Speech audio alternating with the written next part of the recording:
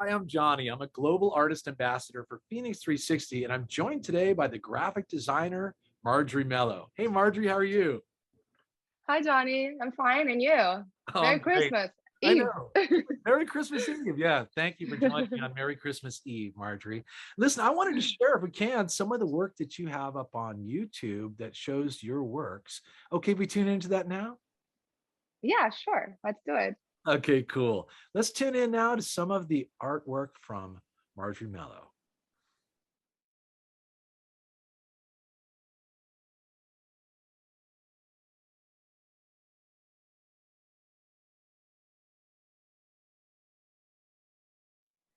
Marjorie, beautiful design, love your art, and just really appreciate you being with me today. So I'm wondering if you would please tell us where you're from and also tell us about your journey becoming a graphic designer and some of those highlights. Sure. I'm from Brazil, Rio de Janeiro, the city of Carnival. Right. And the next word, like the next question you made was how I started as a designer, right? Yeah, and become an artist. Yeah. Yeah. So that I don't know how to explain that. I don't think that there's a start. I feel like this is a combination of events in life that puts you in that path somehow, and I think that's how it happened for me. Cool. I study fashion very like in the beginning of my life in Brazil, and my journey started over there. I wanted to be a fashion designer and working in fashion. I actually never worked with clothes. I was always involved by storytelling and themes and of the collection and colors and prints and patterns. And I believe when I jump in on that pool, I was like, don't want to come out.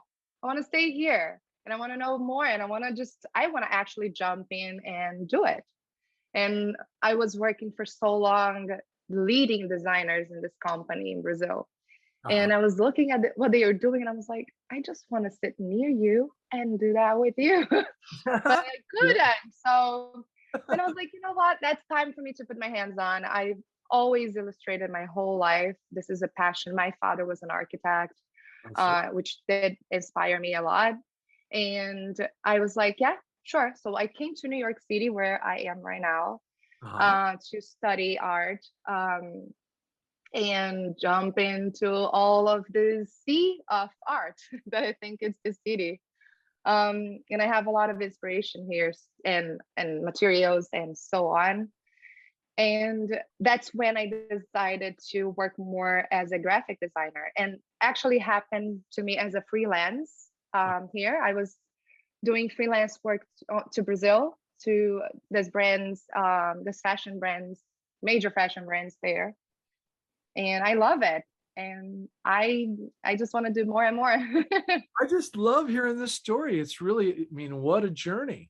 Yeah. Beginning in Rio and now in New York and having worked with all the fashion brands in Brazil and, so commercially becoming very viable with your art and being inspired by your dad, the architect, and this it runs in your blood in a way. And like, and you're right, we gravitate to these things because they're part of us.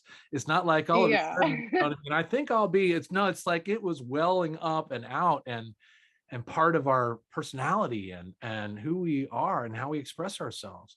So it's For so sure. beautiful to hear your story about it. And I'm really interested, you know, with having your dad as an inspiration. I'm sure there are other artists or other performers that you also found inspiring that helped to now kind of influence your work. Who might some of them be?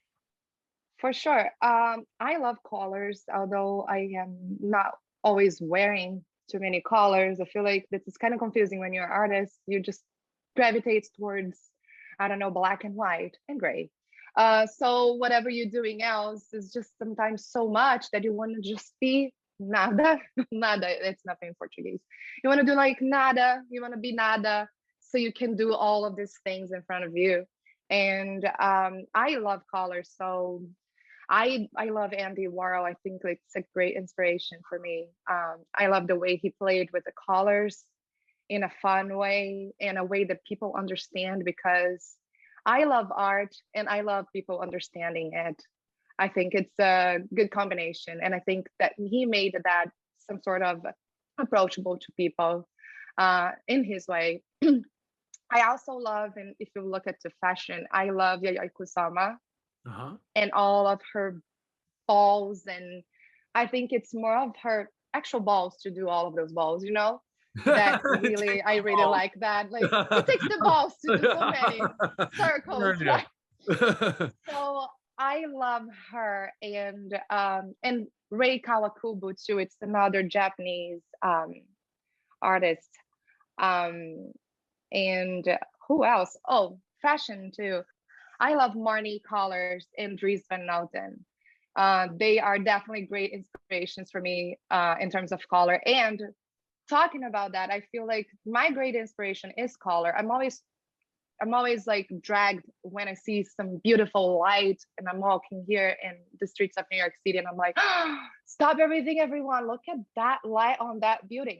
I mean, like, and people just looking at me like, what are you talking about? And I'm like, it's just so pretty. Like, Yeah, don't you feel the same way? And right.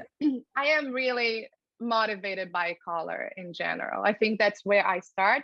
It might not look colorful by the end, but that's definitely what just moves me a little. I'm like, oh, I like that color. Just let me sit over here and watch a little, Mm. and lots of observation as well. But yeah, I love they hearing answer you. the inspiration that you get when you know what I mean when you all of a sudden come in the presence of something that you observe, and it creates this, like, wow, like feeling. It's like that sight is connected to your heart in such a way that you can't help Yeah, but rush. It's almost like adrenaline rush of wow. So and listen, around New York, you're right, you have so many inspirations there. And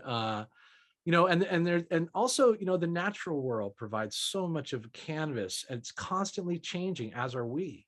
And so you're never really going to capture something that's still, if you really are using your contemplative understanding. So anyway, that is beautiful, and I love how you're bringing it through in your art. Now listen, what thank is you. coming up? You're welcome. What's coming up that on your social media channels, for example, we might anticipate that you're working on now or can expect coming down the pike? For sure. Right now, I've been a little bit far away from the media for a reason, a good reason. I've been working a lot on all of these designs we just watched in the beginning. Mhm. And I think that I've been like really like reuniting with my own brain and where do we want to go now? Like what we are doing next. And I've been working in this small, like I would say, businesses. My mom has a brand of necessaires, of little bags, and I've been like digging a little bit more into social media design and all of those things.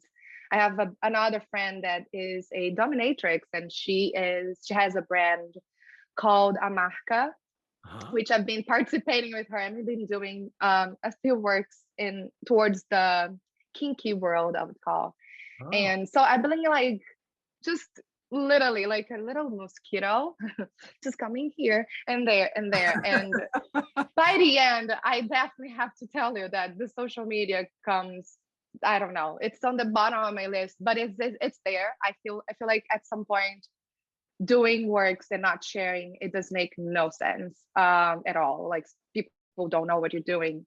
And although it's very fulfilling for me because I've been like free, kind of like I've been free to do all of these amazing projects I've been working on. Um, but I really needed some time at some point just to stop and gather all of my work done and put them to people to appreciate and know what I'm doing. And yeah, that's definitely going to happen in 2022. That's not a promise that I'm not going to follow because I know this is the moment that we do those little We lists. make those resolutions and then don't do them. Yeah, Right. I Yeah. want that to be kind of tattooed in me on my heart so I can actually follow on 2022 for sure. Oh, that's great. Well, listen, it's so great to hear all the things that you're involved in, which are so very many. And so all your projects that will come to some fruition and completion, in due time. And we'll look forward to them on your social media channels that you can find below our interview today.